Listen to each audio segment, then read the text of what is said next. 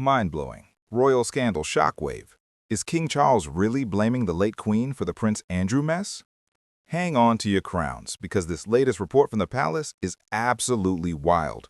If you thought the saga of Prince Andrew and his scandalous associations couldn't get more dramatic, you were wrong. A new report suggests that King Charles's inner circle, his very own camp, is doing something that feels utterly unbelievable. They're allegedly pointing the finger at the late, beloved Queen Elizabeth II for the colossal royal headache that is Prince Andrew. It's the ultimate deflection, isn't it? The man who has had the unfortunate task of cleaning up his brother's mess now has a team reportedly whispering that it's all because of his mother's leniency.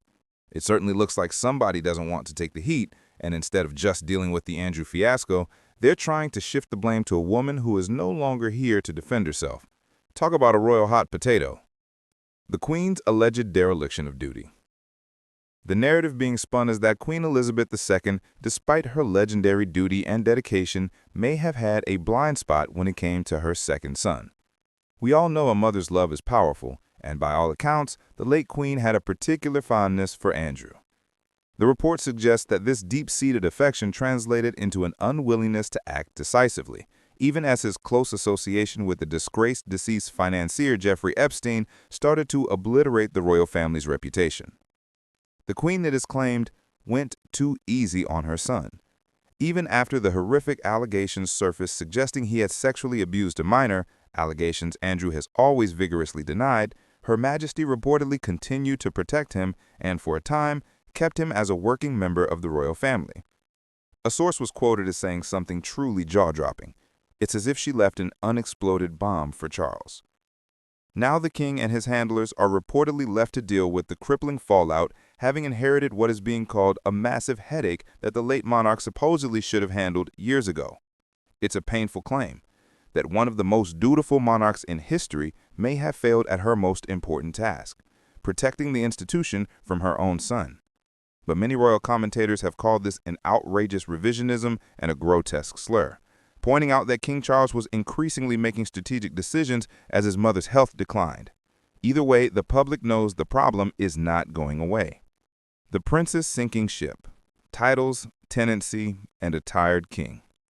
King Charles knows that to protect the monarchy, his younger brother absolutely needs to be out of the spotlight, for better or worse. The problem is, Andrew's refusing to disappear. The past few years have been a series of dramatic blows for the Duke of York. Stripped of everything. Almost. He has already lost his honorary military affiliations, royal charitable patronages, and the use of his HRH style. A final title surrender. More recently, reports broke that Andrew would no longer use his Duke of York title or other subsidiary honors.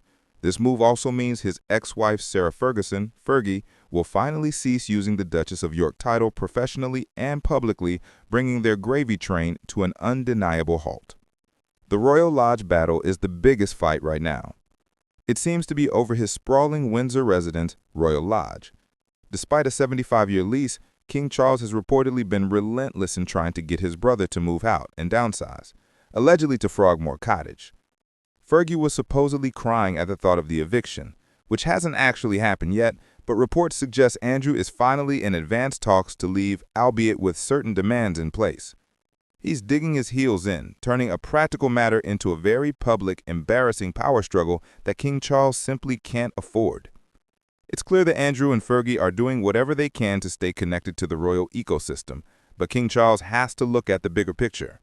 As one royal reporter put it, the king won't be looking at it through the lens of "this is my brother."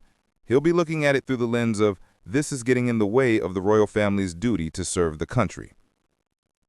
And that ultimately is the truth of the problem. Andrew is a gaping wound that his family is desperate to bandage up.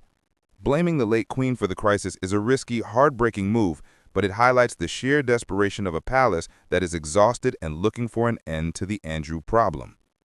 Buckingham Palace, as is their tradition with matters like this, has offered no official comment, but the internal blame game speaks volumes about the mounting pressure behind those closed royal doors. Do you think King Charles's camp is justified in blaming the late Queen, or is this simply a desperate act of deflection?